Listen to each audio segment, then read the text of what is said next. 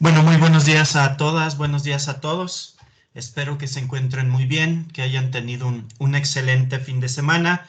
Y pues vamos a iniciar esta nueva semana continuando con los temas de la parte teórica de este curso de biotecnología vegetal. Si recuerdan ustedes, estamos dentro de la tercera unidad del curso, en donde estamos hablando de algunos de los problemas que se nos van a presentar, que de alguna manera nos van a estar afectando cuando trabajemos con esta técnica, con la biotecnología vegetal. Esos tres problemas pues son la contaminación, y más adelante vamos a ver la oxidación de los tejidos y la hiperhidratación. En este momento estamos hablando del problema de la contaminación. Vamos a continuar sobre lo que nos quedamos hablando, viendo el día viernes. Me voy a permitir, como siempre, compartirles la pantalla con la presentación, y como siempre les voy a pedir de favor que me avisen cuando ya sea visible para ustedes.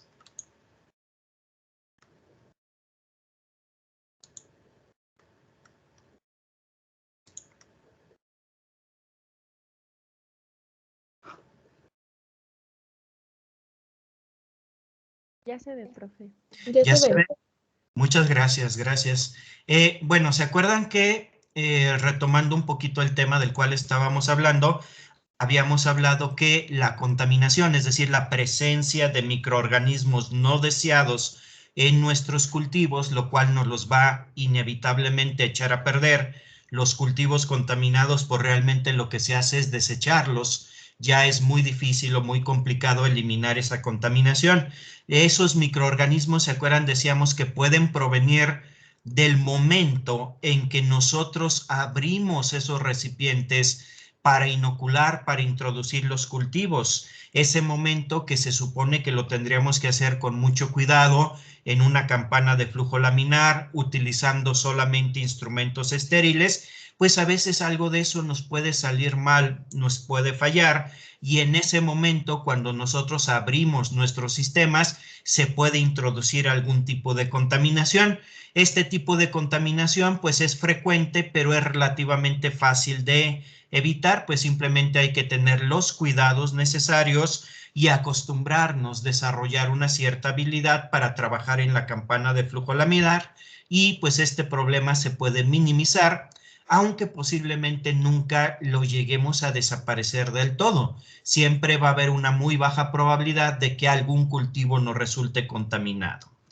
La otra fuente de contaminación que es más difícil de manejar es el propio explante, porque los explantes o cualquier parte de una planta pues son el hábitat natural de innumerables microorganismos, y nosotros los tenemos que eliminar para poder establecer un cultivo in vitro. Y a veces ese paso de eliminar estos microorganismos pues no resulta tan sencillo. A veces la eficiencia que se tiene no es muy alta y se tienen pérdidas importantes en este proceso.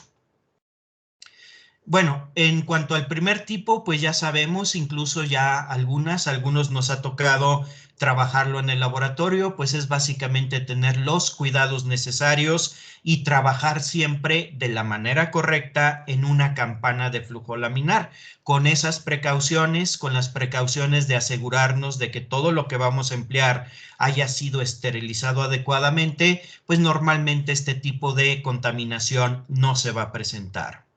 La contaminación que está dentro o fuera de los explantes, acuérdense, los contaminantes pueden ser superficiales, que es lo normal, lo más común, o también puede haber contaminantes endofíticos. En este caso están dentro de los tejidos y son mucho más difíciles de eliminar. Bueno, nos pasamos aquí. Para eliminar los contaminantes que están en la superficie de los tejidos, es decir, a los contaminantes superficiales, nosotros vamos a hacer una serie de lavados y de tratamientos de nuestros tejidos vegetales utilizando compuestos como habíamos mencionado, el cloruro de mercurio, que se acuerdan, les decía, es muy eficiente, pero es muy tóxico, no para la planta para el tejido vegetal, sino para nosotros mismos, es decir, es un compuesto que se prefiere no utilizar precisamente por el riesgo que asumiríamos nosotros al estarlo empleando. Es sumamente tóxico, es mortal para el humano y para cualquier animal. El etanol, el alcohol, pues es un agente antiséptico que conocemos bien. A veces cuando nos cortamos, sufrimos una herida, pues lo primero que hacemos después de limpiarnos un poquito es ponernos etanol. En estos tiempos, pues cada rato nos estamos poniendo etanol en forma de gel, precisamente para eliminar partículas infecciosas o para eliminar cualquier microorganismo. Entonces, el etanol también se puede utilizar. Aquí tenemos las concentraciones o el rango de concentraciones a los cuales los podríamos usar, y aquí tenemos el rango de tiempo al cual podríamos exponer los tejidos sin peligro de que se nos dañen. Otro desinfectante muy utilizado son los que son a base o funcionan a base de cloro. En este caso puede ser hipoclorito de calcio o hipoclorito de sodio. Les comentaba, ¿se acuerdan en la sesión anterior? Que en este caso el mecanismo de acción es que estos compuestos, cuando se ponen en solución, poco a poco van liberando cloro. Si se acuerdan, el cloro es un gas sumamente efectivo, eficiente para desinfectar, para matar microorganismos.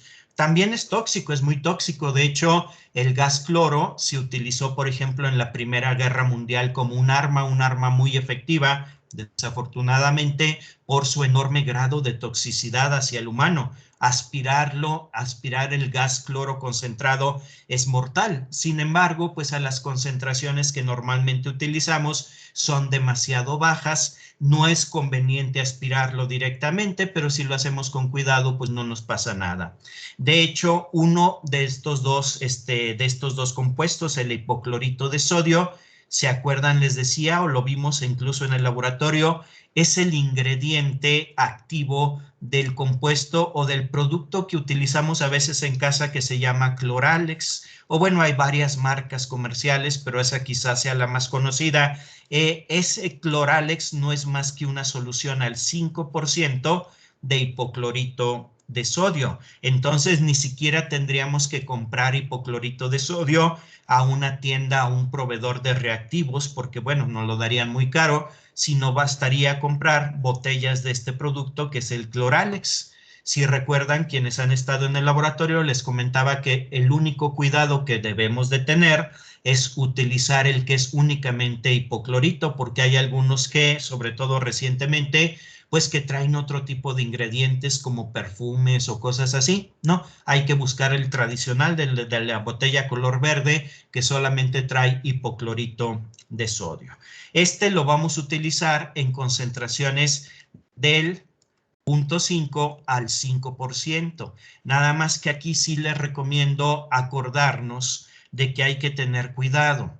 Si hablamos, por ejemplo, de 5% de hipoclorito de sodio, estamos hablando del Cloralex, perdón, al 100%. Acuérdense, la botellita que compramos es al 5% de hipoclorito de sodio. Entonces, si se fijan, si nos referimos al compuesto activo hipoclorito de sodio, lo vamos a utilizar del 0.5 al 5%. Si nos referimos al Cloralex, el producto comercial, si se fijan, este sería al 100% y este sería al 10%. Eso quiere decir que el Cloralex, si lo utilizamos así, lo vamos a usar entre 10% y 100%, es decir, el Cloralex puro. ¿Se acuerdan quienes ya han acudido que nosotros lo utilizamos al 15%, que es un valor que está dentro de ese rango? Entonces, este es el más común de los desinfectantes. ¿Por qué? Porque es muy eficiente, es muy fácil de conseguir, casi en cualquier tienda de la esquina podemos encontrar esas botellas de Cloralex, y es bastante reproducible, es decir, siempre nos va a estar funcionando bien. Continuando, bueno, no sé si hasta aquí con estos hubiera alguna pregunta. ¿Sí queda claro? Sí. Muy bien. Otros agentes que podemos utilizar es el isopropanol. Si recuerdan ustedes, el isopropanol es un alcohol, el alcohol isopropílico, que también funciona muy bien como desinfectante. De hecho, algunos de los desinfectantes no son los más comunes, pero algunos de los que nos venden en las farmacias no son a base de etanol, es decir, de alcohol etílico, sino de alcohol isopropílico. El isopropanol, quizá lo recuerden ustedes a haberlo utilizado en algún laboratorio porque es lo que se utiliza para precipitar el ADN. Ya después de que acabamos el método de extracción de ADN, lo queremos precipitar ya para colectarlo, pues lo que utilizamos es el isopropanol. También el isopropanol, quizá lo hayan usado así, a veces se utiliza en unas toallitas así humedecidas en isopropanol que las utilizamos para limpiar componentes electrónicos, para limpiar circuitos o para limpiar algún otro elemento electrónico. Entonces el isopropanol tampoco es muy difícil de conseguir. No es tan fácil de conseguir como el etanol, es un poco más caro, pero se puede conseguir. Tenemos otro que es el nitrato de plata. El nitrato de plata también es bastante eficiente. Los compuestos a base de nitrato de plata nos pueden ayudar mucho también en los procesos de desinfección. Podemos, como les he dicho en algunas ocasiones, comprar el nitrato de plata a una tienda de reactivos. Es bastante caro, pero bueno, lo podemos comprar y lo podemos utilizar. Pero si no queremos o si queremos hacerlo de una manera más fácil, quizá hayan visto unos productos que nos venden en los supermercados y en muchos otros lugares que son para desinfectar las verduras, para desinfectar la lechuga o para desinfectar todas esas verduras que nos comemos crudas y que preferimos a veces asegurarnos desinfectándolas bien. Son unas botellitas de color oscuro y esas están hechas a base de nitrato de plata.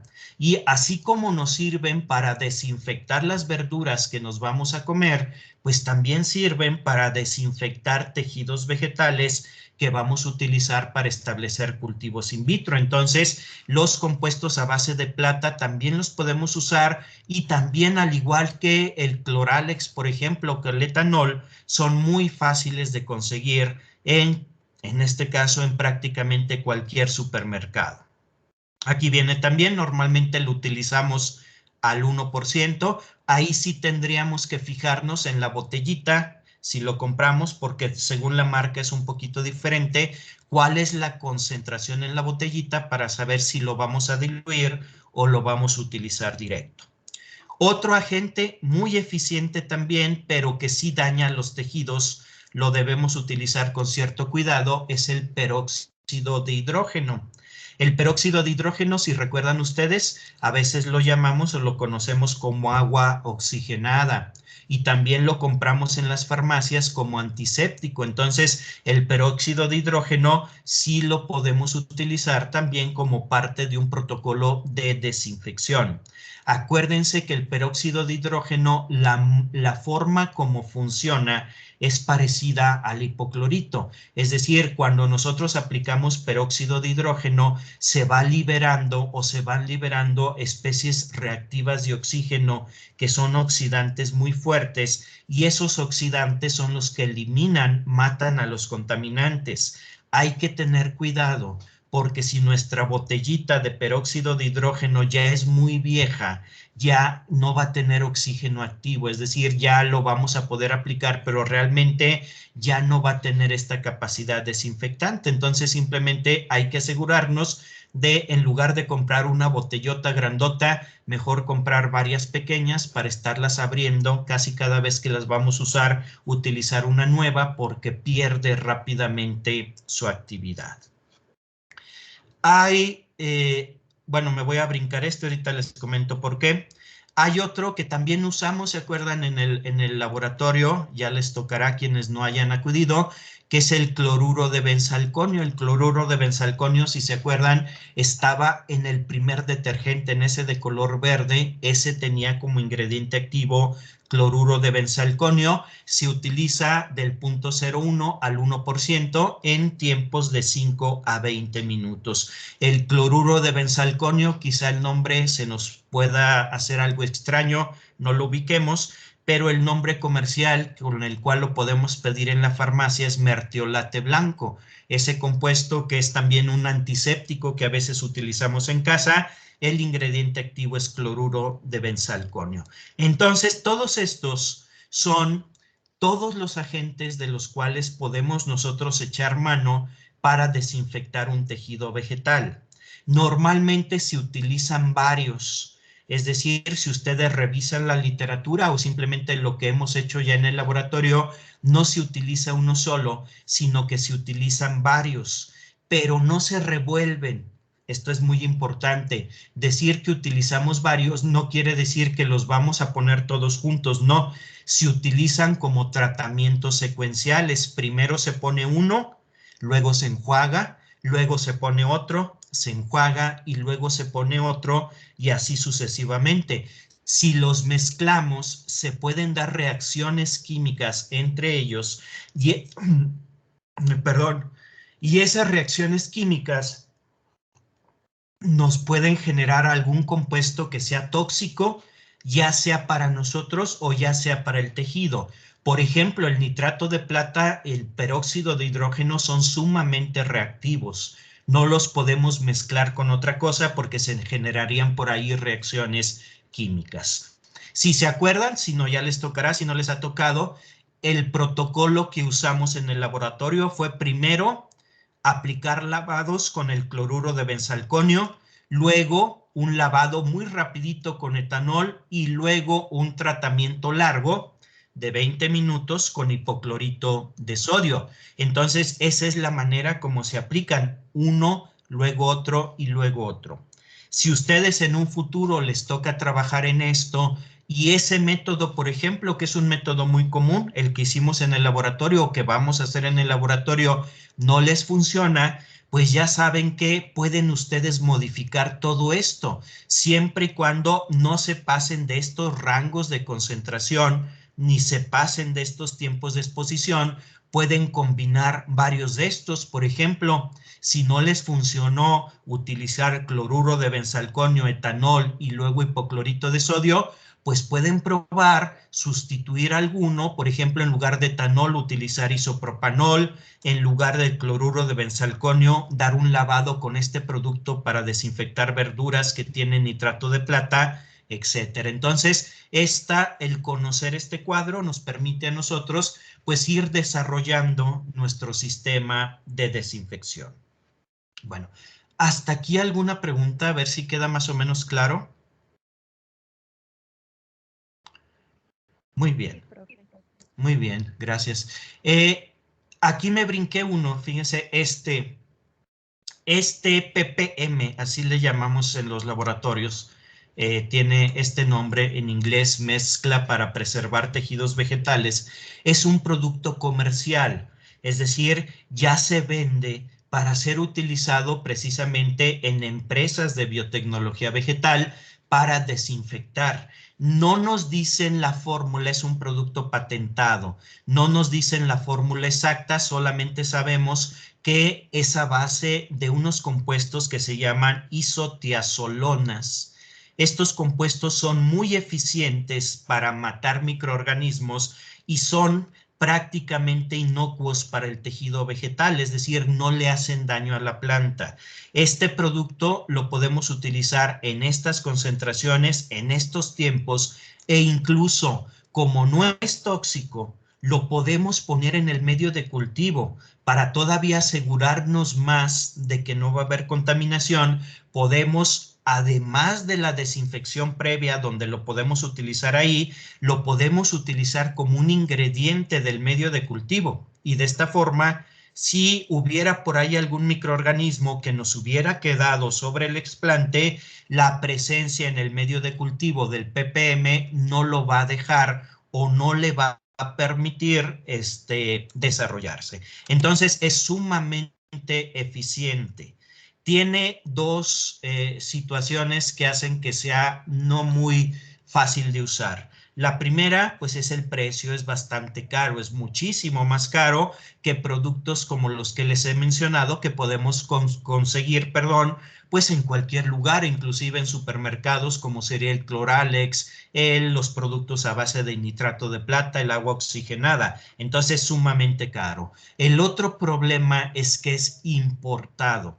Es decir, lo debemos importar y nos toma mucho tiempo que nos llegue, es decir, son meses y meses de aquí a que lo pedimos y nos llega. Y a veces no llega. ¿Por qué?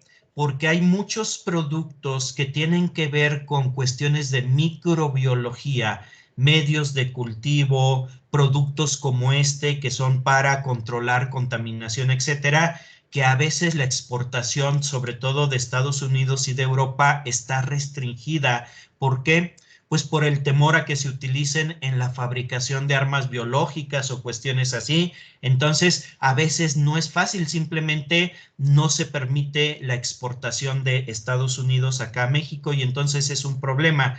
A veces se consigue, a veces no. Cuando se consigue, pues es muy eficiente, conviene tener un poco en el laboratorio porque nos resuelve muchos problemas, pero no podemos depender de él porque es bastante azaroso. Además del precio, conseguirlo o no conseguirlo es bastante azaroso. Esa es una mezcla comercial, es el ppm, les decía, a base de isotiazolonas, es una mezcla comercial bastante eficiente.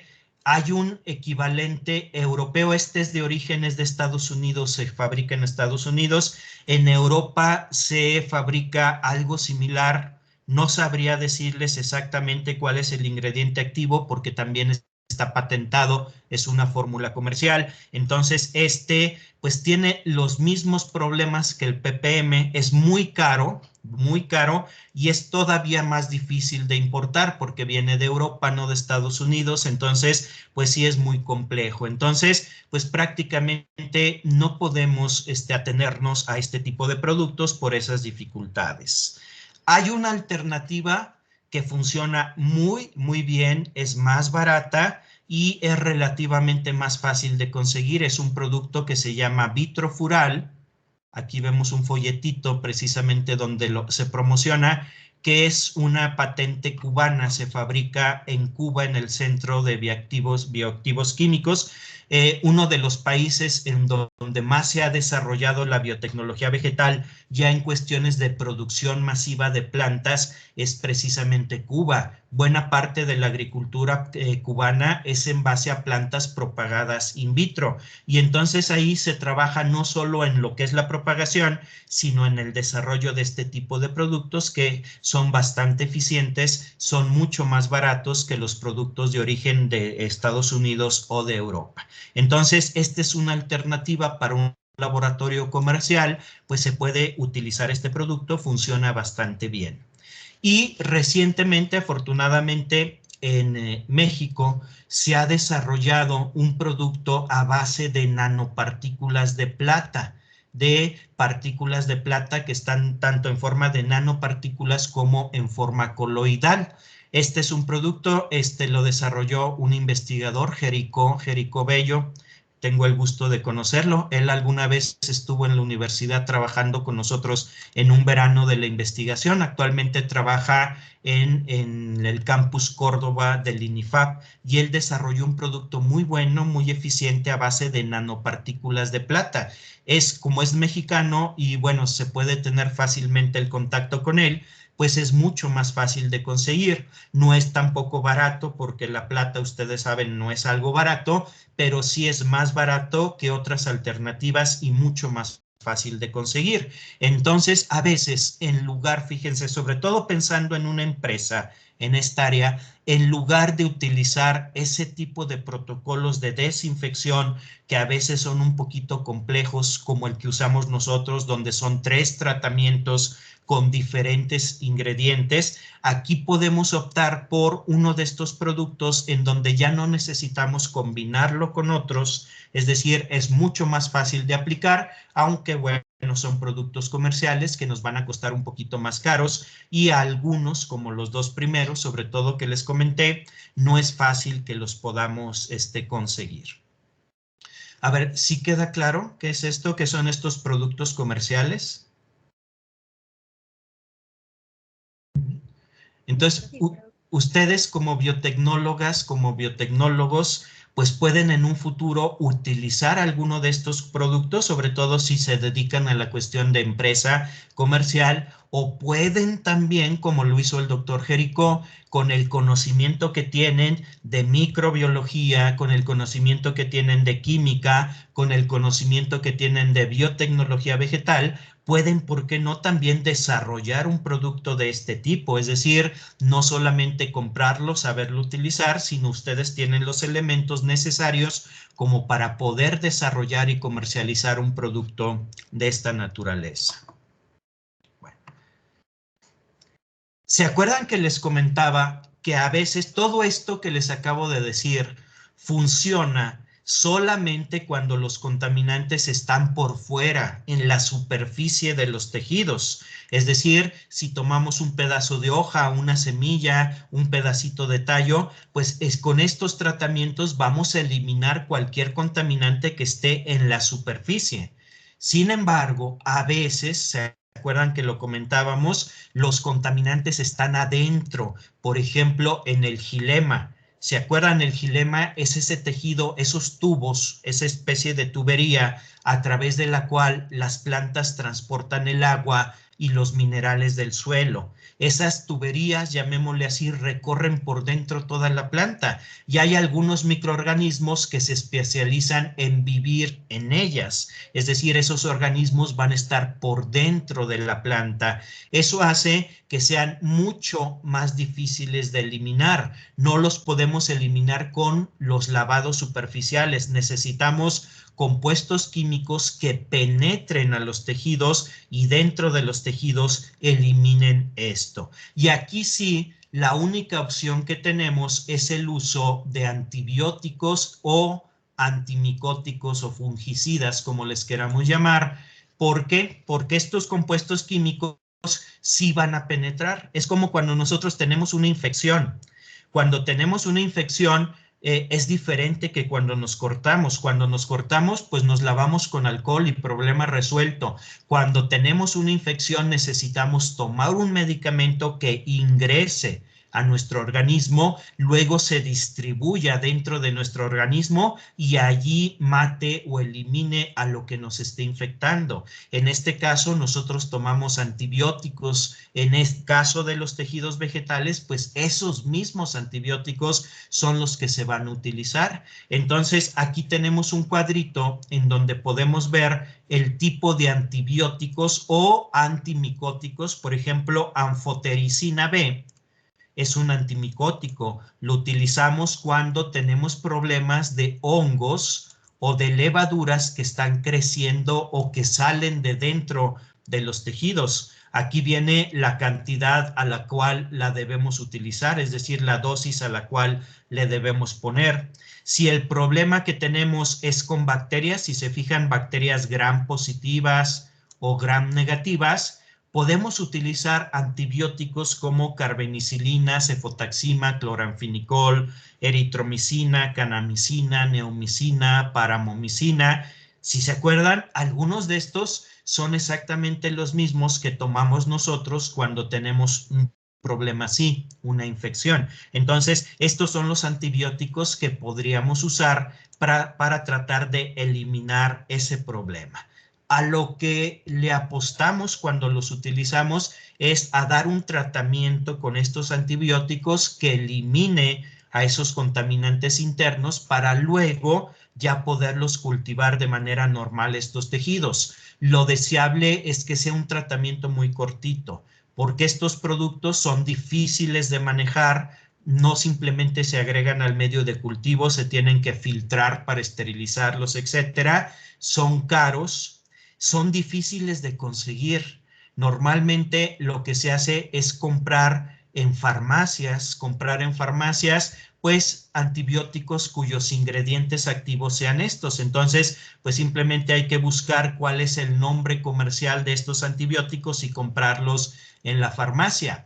Nada más que seguramente ustedes conocen esto, hoy en día no podemos nosotros simplemente llegar a una farmacia y comprar un antibiótico, aunque lo vayamos a usar para medios de cultivo, no nos lo van a vender. Entonces necesitamos tener por ahí un amigo, un conocido que sea médico, que nos dé una receta para poder comprar estos antibióticos, aunque los vayamos a usar en plantas. En la farmacia, pues simplemente no nos lo van a vender si no llevamos esta receta. Entonces, lo deseable es no recurrir al uso de esto por lo complicado que es, pero a veces no queda otra opción. A veces no hay más remedio que tratar de meternos con esto para eliminar los contaminantes internos.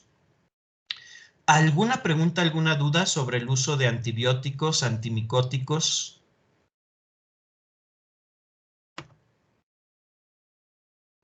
Bueno, ya para terminar con este tema de la contaminación, hay que tomar en cuenta algunas otras cuestiones importantes. La probabilidad de que un explante lleva contaminantes, aun cuando lo hayamos desinfectado, si nos ponemos a pensar un poquito, es directamente proporcional al tamaño del mismo. Es más probable que un explante grande, es decir, por ejemplo, un cuadro de hoja de 3 centímetros de lado, es más probable que lleve un contaminante a si yo utilizo un cuadro de hoja de medio centímetro de lado, es decir, uno mucho más pequeñito. Simplemente por probabilidad, entre más grande sea el explante, más probable es que se nos haya escapado en su superficie algún contaminante que nos eche a perder el cultivo. Por lo tanto, si nosotros estamos teniendo problemas de contaminación, pues una sugerencia es, mientras lo resolvemos, reducir el tamaño de nuestros explantes. No demasiado, porque si lo reducimos demasiado, ahorita vamos a ver en el siguiente tema que tendríamos un problema de oxidación.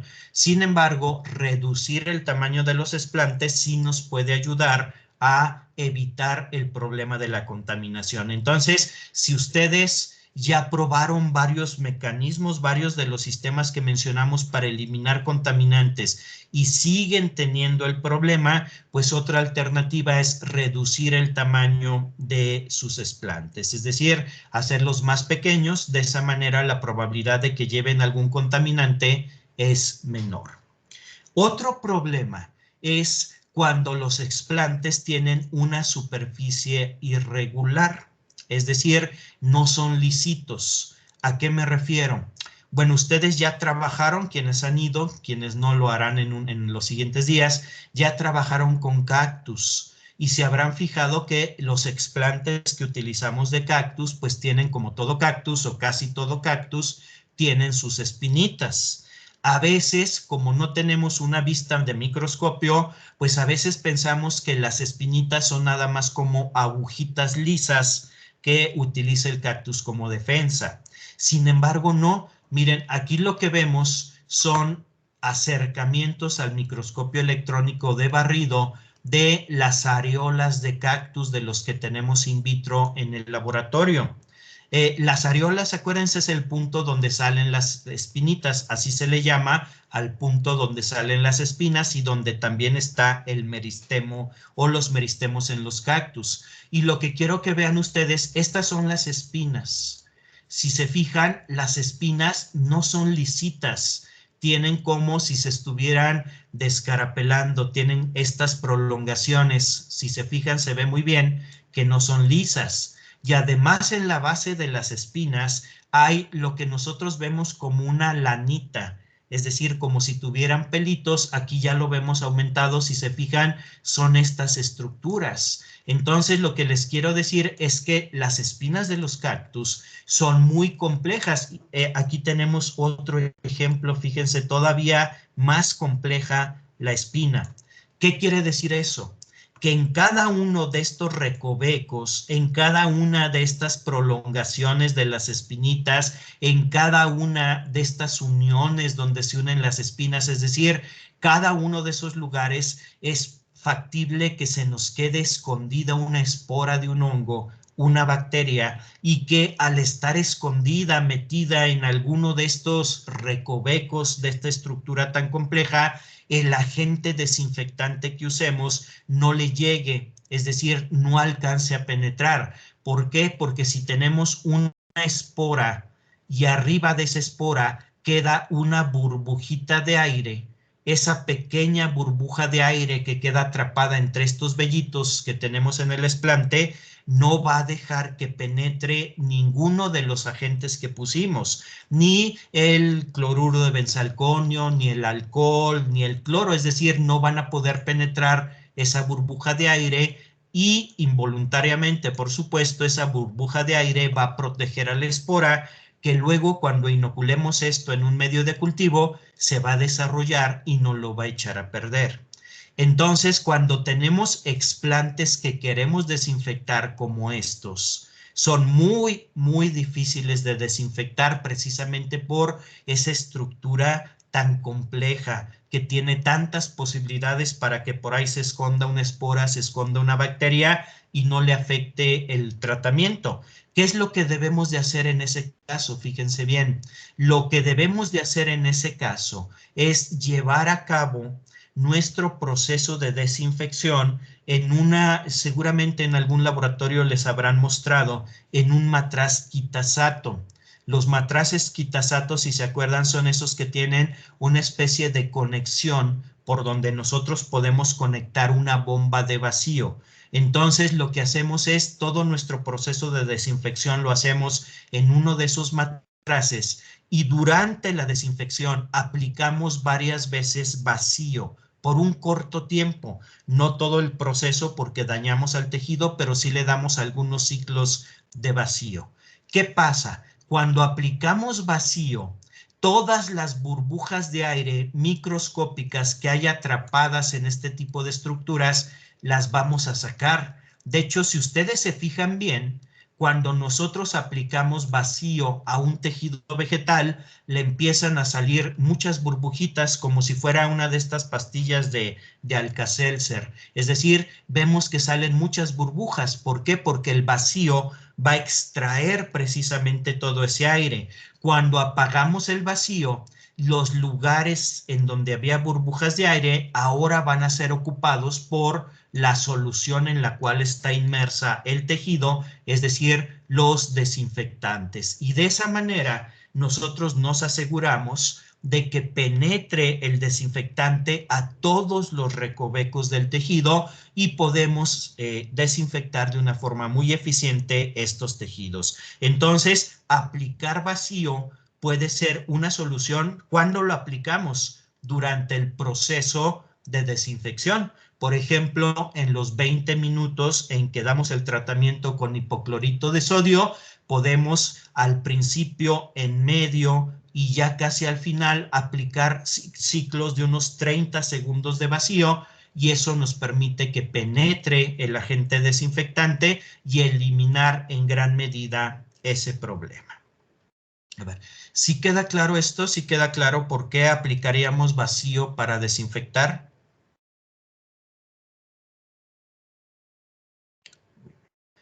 Muy bien, Sí, muy bien. Para terminar ya con este tema de la contaminación, pues les comentaba, ¿se acuerdan que lo más recomendable siempre es aplicar una combinación, pero en serie, de varios de los agentes que mencionamos? Siempre va a haber microorganismos que sean más resistentes a alguno de los agentes.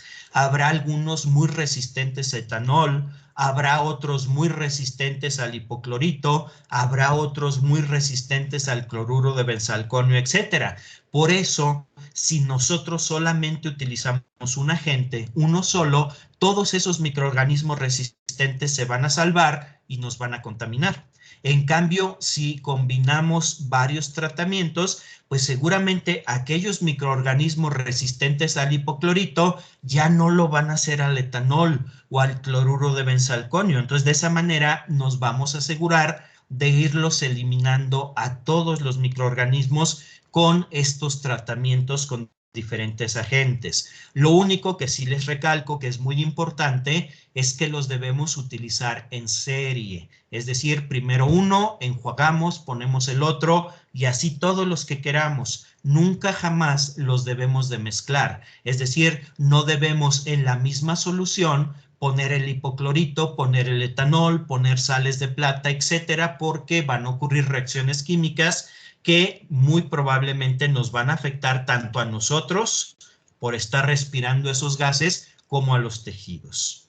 Otra situación muy importante son los lavados previos, es decir, normalmente antes de empezar con los agentes desinfectantes, damos lavados, como recordarán ustedes quienes ya han acudido al laboratorio, damos lavados con detergente. Estos lavados son importantes porque si bien el detergente o el jabón por sí mismos quizá no vayan a matar a los contaminantes, sí los van a lavar de la superficie del tejido. Entonces, si un pedacito de hoja tenía 1000 esporas de hongo, si le damos los lavados, a lo mejor ya nada más van a quedar pegadas 4 o 5, y es mucho más fácil que los agentes desinfectantes me vayan a eliminar esas 4 o 5 a que si los uso directamente sobre el pedacito de hoja que estaba completamente llena de esporas. Ahí es muy probable que alguna se llegue a salvar. Entonces es muy importante los lavados previos. Se pueden dar 3, 4, 5 lavados previos o incluso podemos dejar hasta toda la noche lavándose los tejidos y ya al día siguiente continuamos con la desinfección. Entonces, a veces los lavados previos funcionan muy bien. Y otra situación que también es importante. Vamos a suponer que ustedes van a iniciar un protocolo para la propagación in vitro porque quieren comercializar o vender alguna planta ornamental. Entonces, ustedes lo que van a hacer es conseguir plantas de la que quieren propagar y esas plantas las van a utilizar para tomar los explantes. Sin embargo, si esas plantas son suyas, ya las compraron, ustedes tienen el control sobre esas plantas, las tienen, por ejemplo, en un invernadero o en algún lugar controlado. Un protocolo muy eficiente es que si ustedes ya saben que esas plantas las van a utilizar para iniciar cultivos, pues una idea muy buena es darles tratamientos previos, es decir, darles lavados o darles algunas desinfecciones previas a esas plantas. Las pueden ustedes, por ejemplo, así literalmente con una manguera, quitarles todo el polvo, luego darles algún tratamiento muy suave con algún agente desinfectante para que cuando llegue el momento de tomar esos tejidos ya estén mucho más limpios de lo normal. Otra solución también es conseguir semillas. En lugar de querer establecer directamente de la planta, podemos conseguir semillas, como lo hemos hecho con los agaves en el laboratorio, precisamente porque las semillas son mucho más fáciles de desinfectar que otros tejidos, porque a las semillas les podemos dar tratamientos mucho más severos sin que se nos lleguen a dañar. Bueno, esto es lo que les decía, cuando tenemos nosotros acceso a la planta madre, es decir, a la planta de la cual yo voy a tomar los explantes para iniciar mis cultivos. Si esa planta es mía, yo tengo acceso a ella, le puedo dar lavados, le puedo dar tratamientos con desinfectantes, incluso con fungicidas, semanas antes de tomar los explantes. Así cuando llegue el momento en que yo ya le voy a cortar hojitas o le voy a cortar ramitas para establecer mis cultivos, ya vayan mucho más limpias. Y finalmente, otra situación que debemos de cuidar es que aquellos explantes en donde ya sabemos que son susceptibles a la contaminación, los debemos de inocular a bajas densidades. ¿Qué quiere decir esto? Que en cada recipiente de cultivo vamos a poner muy poquitos explantes. ¿Por qué? Porque si ponemos muchos, con uno solo de todos esos que pusimos que se contamine, nos echa a perder a todo el cultivo y por lo tanto a todos los demás explantes que no eran los que estaban contaminados. Cuando nosotros detectamos el problema que se presenta contaminación, lo que debemos hacer es utilizar densidades bajas de siembra. Por poner un ejemplo, en el trabajo que hicimos en el laboratorio utilizamos 10 semillitas de agave por cada frasco. Porque, bueno, yo ya sé que las semillas de agave son fáciles de desinfectar. Si se fijaron, quienes ya las trabajaron, son muy lisitas, fácilmente se pueden eliminar los contaminantes. Sin embargo, si fuera otro tipo de explante, como por ejemplo cactus con sus espinas y con los problemas que ya vimos, no utilizaríamos 10 por frasco, sino quizás solamente un solo explante por frasco, aunque aparentemente quede mucho espacio sin aprovechar. ¿Pero por qué? Porque así, si se nos llega a contaminar un explante, no va a matarnos o a eliminarlos a otros, a todos los que pudieran estar compartiendo el mismo frasco con él. Simplemente cada explante que se contamine se pierde, pero no nos contamina a otros que estaban limpios. Entonces, si ustedes, a pesar de todo lo que ya les comenté, siguen teniendo problemas de contaminación, pues otra cosa que se debe de hacer es bajar la densidad de siembra. Bueno, ya para terminar con este tema de la contaminación, pues en la literatura van a encontrar ustedes también varios trabajos en donde se prueba diferentes protocolos para eliminar la contaminación. Este es nada más un ejemplo, si se fijan, donde reportan la propagación in vitro de un bambú gigante, que es muy importante para la producción de materiales de construcción, etcétera, y los problemas principales que tuvieron estos investigadores fue la contaminación. Entonces, ¿qué hicieron? Bueno, lo que hicieron para tratar de eliminar la contaminación fue, si se fijan, varios tratamientos en donde daban lavados con Extran. El Extran es un detergente, pero además a ese detergente le ponían agrimicin. El agrimicin es un antibiótico de uso agrícola, se utiliza contra bacterias, y también le ponían benomil. El benomil es un fungicida también de uso agrícola. Entonces, si se fijan, ya desde los lavados estaban utilizando, además del detergente, agrimicin y benomil, es decir, un antibiótico y un fungicida. Luego daban el tratamiento con hipoclorito de sodio, como lo dimos nosotros, es decir, con Cloralex. Luego, en algunos tratamientos todavía le daban un tratamiento adicional con ppm. Acuérdense, ppm es uno de esos productos comerciales para desinfectar tejidos vegetales. Aquí tenemos todos los tratamientos que probaron ellos, y si se fijan, la contaminación en algunos fue casi del 100%, es decir, el tratamiento no sirvió, fue del 94%. Fíjense, en ese nada más utilizaron el puro Cloralex. Si se fijan, entonces eso nos indica que el puro Cloralex no sirve muy bien, hay que combinarlo con otros tratamientos. Si se fijan, el éxito mayor que tuvieron fue 11% de contaminación, y eso ya para ellos fue muy bueno. Podríamos pensar nosotros que no, que se podría reducir todavía más, pero realmente no se puede, es muy difícil, y ya cuando llegamos a porcentajes de contaminación del 11, 15%, pues ya casi que nos debemos de conformar con ellos, y más bien cuando hagamos nuestras cuentas de cuántas plantas vamos a producir, pues saber que le vamos a tener que restar ese 11% que se nos van a contaminar. Si se fijan, el mejor tratamiento fue el que llevó todo. Primero se llevaron el bambú al invernadero, esto es importante. De aquí para arriba se tomaron directamente del campo. Aquí no, los hijuelos de bambú se llevaron al invernadero y se les estuvo teniendo en condiciones limpias, se les estuvo dando lavados. a la plantita, no me refiero al explante, sino a la planta completa de donde se tomó el explante.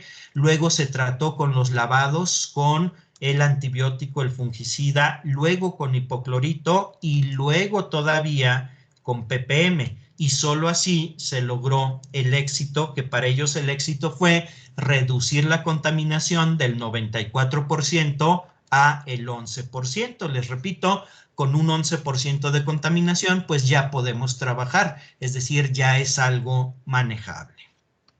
Bueno, ¿alguna pregunta hasta aquí? ¿Alguna duda sobre esto? Esto fue el tema de la contaminación, que es quizá el problema más grave que se nos presenta cuando nosotros utilizamos la biotecnología vegetal. Vamos a ver en las siguientes sesiones de esta semana otros dos problemas que ya son menos frecuentes. ¿Alguna pregunta sobre esta cuestión de la contaminación y cómo la evitamos?